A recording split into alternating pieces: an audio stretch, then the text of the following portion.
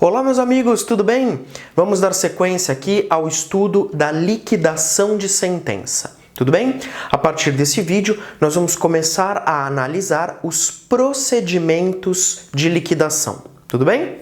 Não sai daí, que eu volto já já.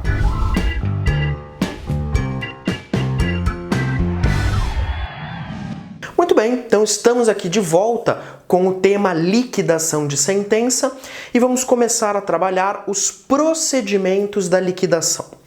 Bom, primeira coisa, vou passar para vocês aí uma informação introdutória. O Código de Processo Civil de 2015 prevê, atualmente, dois procedimentos distintos para a liquidação de sentença. Nós vamos ter a liquidação de sentença por arbitramento, é um procedimento, e a liquidação de sentença pelo procedimento comum, é outro procedimento. Tudo bem? Então, atualmente, esses são os dois procedimentos de liquidação regulados pelo CPC. Liquidação por arbitramento e liquidação pelo procedimento comum, tá? Nós vamos, então, começar a analisar as informações que são comuns a esses dois procedimentos e, na sequência, nós vamos tratar de cada procedimento separadamente. Tudo bem? Para isso, vou chamar a nossa boa e velha tela para a gente começar a trabalhar. Muito bem, pessoal, então vamos dar sequência, Nós estamos estudando liquidação de sentença, vamos agora estudar os procedimentos da liquidação. Conforme eu disse, o Código de Processo Civil trabalha com dois procedimentos, tá bom? Nós vamos ter a liquidação por arbitramento e nós vamos ter a liquidação pelo procedimento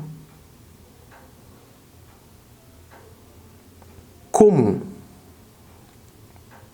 Certo? Então, esses são os dois procedimentos de liquidação que nós temos atualmente no CPC, Até é bom a gente apenas relembrar aqui o seguinte, Nós tivemos uma mudança no novo CPC, o tema da liquidação de sentença, ele foi alterado em alguns pontos pelo novo CPC, Inclusive, nós tivemos uma mudança de nomenclatura. Por quê? Porque no CPC de 73, o CPC velho, nós tínhamos a chamada liquidação por artigos. Quem estudou aí pelo CPC mais antigo vai se lembrar que nós tínhamos a liquidação por artigos. No CPC de 2015, essa liquidação por artigos, ela mudou a nomenclatura, agora ela é a liquidação pelo procedimento comum. Tudo bem? Bom, conforme eu disse, nós vamos trabalhar agora com algumas disposições gerais, Vamos trabalhar com algumas disposições gerais, ou seja, algumas regras, algumas observações que valem para ambos os procedimentos, tá? Tanto por arbitramento como pelo procedimento comum, tá bom? Então vamos começar. Primeiro aspecto é o seguinte: competência. Competência para a liquidação. E aqui é muito simples, tá? Não tem nenhuma dificuldade. O juízo competente é o mesmo que apreciou o processo de conhecimento. Então, é o mesmo juízo da fase de conhecimento. Ok? Então, é o mesmo juízo da fase de conhecimento. Então, vamos supor que a minha ação tramitou perante a 5ª Vara Cível. Toda a fase de conhecimento se deu perante a 5ª Vara Cível. tá? A liquidação de sentença se dará, neste caso, pela quinta vara cível também. Da competência, muito simples, né? Mesmo juízo da fase de conhecimento. Segundo ponto, citação. E aí eu faço uma pergunta, né? Existe a necessidade da parte ser citada na liquidação de sentença? Resposta: via de regra, não. Via de regra,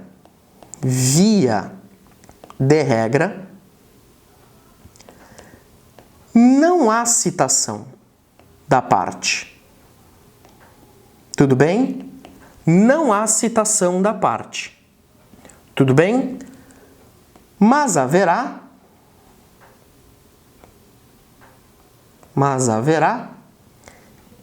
intimação da parte. Intimação da parte. Tudo bem? Então, em regra, o que precisa é a intimação da parte contrária a respeito da liquidação. Tudo bem? Porque o que acontece? Não é preciso citação, porque, regra geral, a citação aconteceu lá atrás, na fase de conhecimento. Lembram disso? Então, o autor apresentou a petição inicial. Se a petição inicial estiver em ordem, né, o juiz manda citar o réu. Então, a citação ela aconteceu lá atrás. Tudo bem? No caso da liquidação de sentença, o que vai haver é a intimação da parte contrária a respeito da liquidação. Ok? Todavia, e aqui eu vou colocar uma exceção, sempre que começa com via de regra, pode desconfiar que vem uma exceção por aí. E nesse caso, nós vamos ter excepcionalmente a necessidade de citação, tá? Aí nós vamos ter a necessidade de citação. Professor, quando, né, que nós vamos ter a necessidade? Quando nós temos aquele título executivo judicial que se formou fora daquele juízo cível. Tudo bem? Então, eu posso ter um título executivo judicial que se formou fora do juízo cível.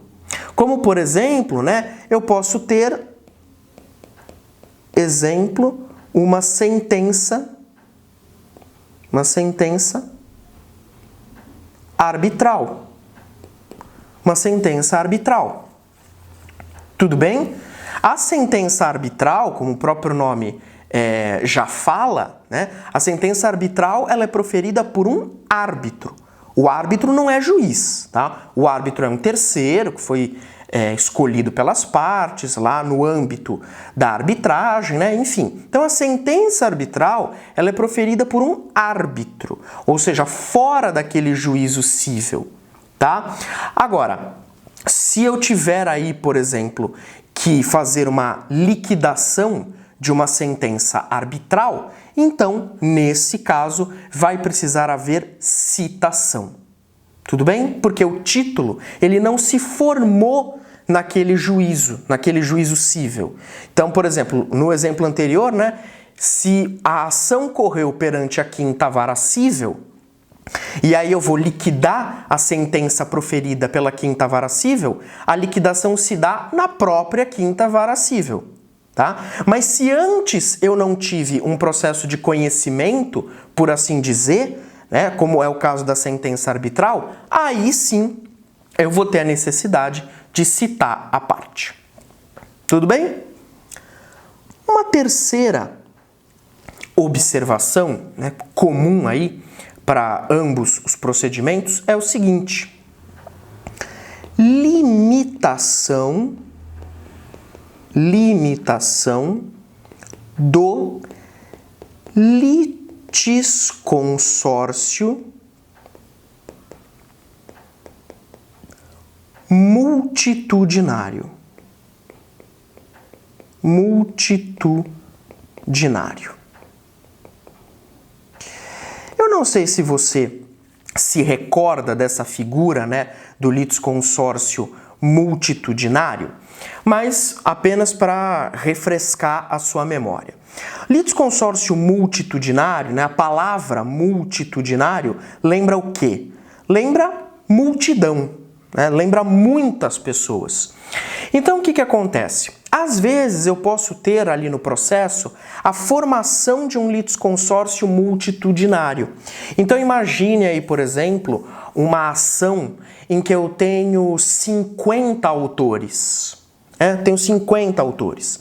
Imagine o seguinte, nesse caso, chegando na fase de liquidação de sentença, o juiz percebe que esse grande número de autores vai dificultar a liquidação. Tudo bem?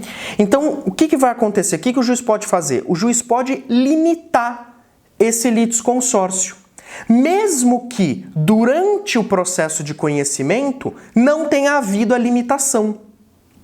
Porque esse litisconsórcio multitudinário, perceba, ele é uma espécie de litisconsórcio facultativo, ou seja, ele é opcional. A formação dele é opcional. Se você não está muito familiarizado com a matéria de litisconsórcio, vai aqui no canal na nossa playlist que eu explico tudo lá. Então o litisconsórcio multitudinário ele é facultativo, ou seja, a observância do litisconsórcio, a formação do litisconsórcio, ela não é obrigatória, tá? É uma opção. Então, mesmo que durante a fase de conhecimento o juiz não tenha feito nenhuma limitação, então toda a fase de conhecimento tiveram lá 50 autores, chegando na liquidação, se o juiz entender por bem, ele pode desmembrar, ele pode limitar esse litisconsórcio. Tá? E por que eu falei, né, que o litisconsórcio multitudinário ele é facultativo? Porque, como ele é facultativo, eu posso ter esse desmembramento. Se eu tivesse um litisconsórcio necessário, né, um litisconsórcio cuja formação é obrigatória, aí não teria jeito, aí não teria como desmembrar. Tá? Por isso que eu frisei que aqui no caso do litisconsórcio multitudinário, nós estamos falando de um litisconsórcio facultativo. Tá? Então, se o juiz achar que aquele grande número ali de autores vai prejudicar a liquidação, ele pode limitar esse litisconsórcio, ainda que não tenha havido limitação na fase de conhecimento. Tudo bem? Muito bem, meus caros, então esses são os 3 pontos comuns que eu queria comentar, né? Que são comuns aí aos 2 tipos de procedimento. Então, competência, mesmo juízo da fase de conhecimento. Citação, não há, via de regra, necessidade de haver citação, e sim intimação da parte contrária, salvo quando o título executivo ele não se formou aí perante aquele juízo cível. Tá? Como é o caso, por exemplo, da sentença arbitral, que se formou fora daquele juízo cível, né? Mas se eu quiser liquidar essa sentença, aí eu vou ter que ter a instauração do procedimento de liquidação e vou ter que citar as partes para elas participarem da liquidação, ok? E terceira observação é a limitação do litisconsórcio multitudinário. Muito bom. Avançando então no nosso tema, agora sim, nós vamos começar a falar sobre a liquidação por arbitramento. Arbitramento. Vamos começar aí por este procedimento, liquidação por arbitramento. Veja, aqui a gente tem que ter cuidado, tá? Porque nós tivemos algumas mudanças em relação ao CPC antigo. Tá? Mas vamos lá. Primeiro ponto. Quando é que eu vou usar a liquidação por arbitramento? Então, quais são as hipóteses em que eu vou ter que observar o procedimento da liquidação por arbitramento? Basicamente, eu tenho 3 hipóteses. Primeira, quando for determinado, na sentença. Então, primeiro caso, o juiz, na sentença, determina que a liquidação será por arbitramento. Ok? Segundo caso, as partes estipulam, as partes acordam de fazer a liquidação por arbitramento. Tudo bem? Então as partes, dentro daquela visão, né, que as partes elas podem fazer negócios processuais, elas podem estipular aí algumas regras aí processuais, a grosso modo falando, né, elas poderiam aí pactuar que a liquidação da sentença será por arbitramento. E a terceira hipótese, né, que aí sim, digamos, é a hipótese clássica, é pela natureza do objeto.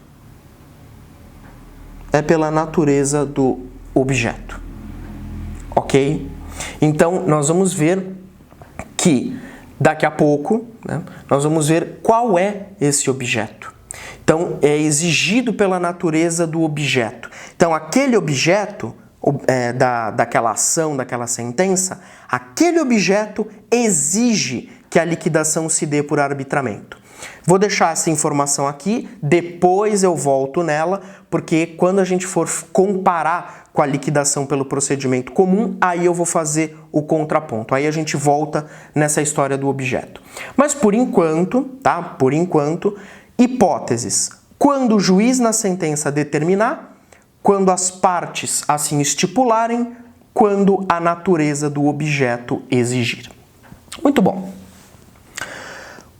Só toma cuidado para você não confundir arbitramento com arbitragem, tá?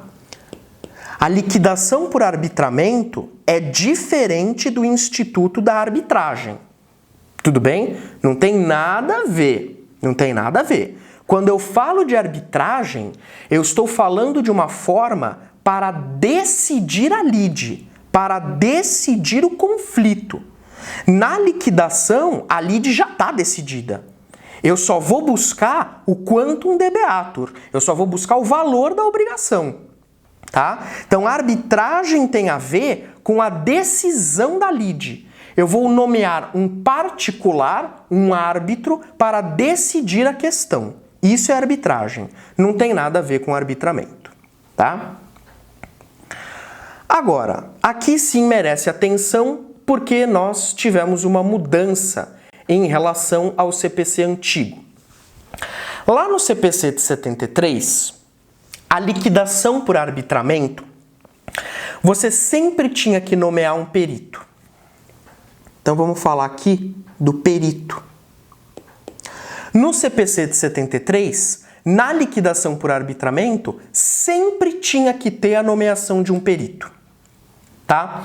No CPC 2015, essa obrigatoriedade deixou de existir. Então, não é obrigatório. Não é obrigatório.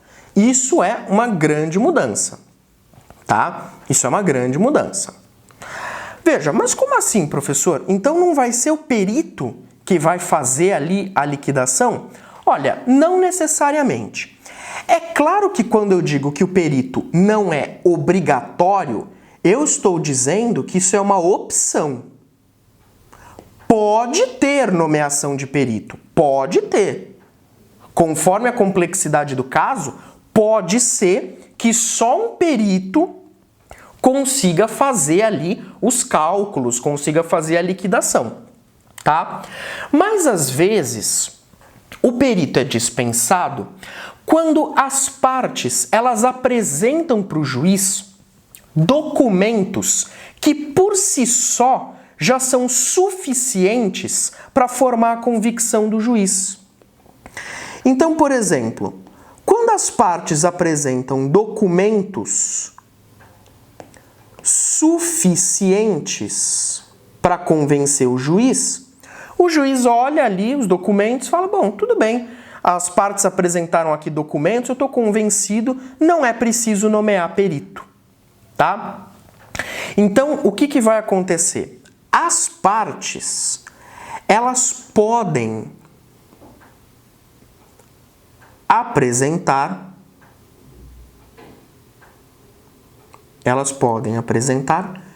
pareceres próprios. Elas podem apresentar pareceres próprios, tá? Se o juiz ficar convencido, então não há necessidade de perícia, tá? Agora, se o juiz não se convencer, fala, olha, esses documentos aqui não sei não tô convencido, tá? Aí sim nomeia-se um perito. Então a grande mudança, né? A grande mudança em relação ao CPC antigo é essa obrigatoriedade do perito. No CPC velho, a liquidação por arbitramento sempre tinha que ter perito. O CPC 2015 transformou essa obrigatoriedade numa opção. Pode ter perito ou não, tá? Conforme eu acabei de explicar para vocês. Se houver aí a nomeação de um perito, então vai ser o perito que vai fazer o arbitramento do valor devido. Então ele vai calcular lá conforme as especificidades do caso e vai chegar em uma conclusão, vai chegar ali num valor, tá? Então, vou dar só um exemplo para vocês em que eu poderia ter essa liquidação aí por arbitramento. Imagina o seguinte, imagina que o juiz, ele condenou um banco, tá? O banco é o réu. Então ele condenou o banco a pagar para o autor joias que estavam no cofre do banco e foram perdidas. Então, por exemplo, eu tenho muitas joias, né? Mas aí eu tenho receio de guardar essas joias na minha casa e aí eu ser assaltado e perder as joias. Então, o que eu faço? Eu vou no banco e eu coloco essas joias num cofre do banco. Por uma dessas coisas da vida, o banco perdeu as minhas joias, tá? O que eu faço? Eu entro com uma ação contra o banco pedindo a condenação, pedindo aí o valor, né, correspondente às joias. Aí vem aquilo, né? Ah, mas quanto custavam as joias? Bom, veja, o juiz, nesse caso, condena o banco a pagar o valor das joias e na sentença ele determina a liquidação por arbitramento. Então o juiz fala, olha, eu condeno o banco é responsável, então o banco vai ter que pagar as joias. O valor das joias nós vamos apurar em sede de liquidação por arbitramento. Ok? Então, nesse caso, as partes elas podem apresentar laudos indicando o valor provável das joias, tá? Então, o autor, por exemplo, apresenta lá, olha, eu tinha um anel de brilhante avaliado em tanto, eu tinha um colar de esmeraldas avaliado em tanto, e apresenta laudos, né? E aí vê o banco, né? O banco pode apresentar também, eventualmente, né, um laudo. Se o juiz estiver satisfeito, maravilha. Se não, ele vai nomear um perito especializado ali naquele assunto, especializado em avaliar joias, e aí esse perito vai elaborar um laudo apontando o valor das joias. Tudo bem? Muito bem, meus caros, vamos parando por aqui para o vídeo não ficar muito longo. Na sequência, no próximo vídeo, eu retomo com vocês a liquidação por arbitramento. Tudo bem? Até lá!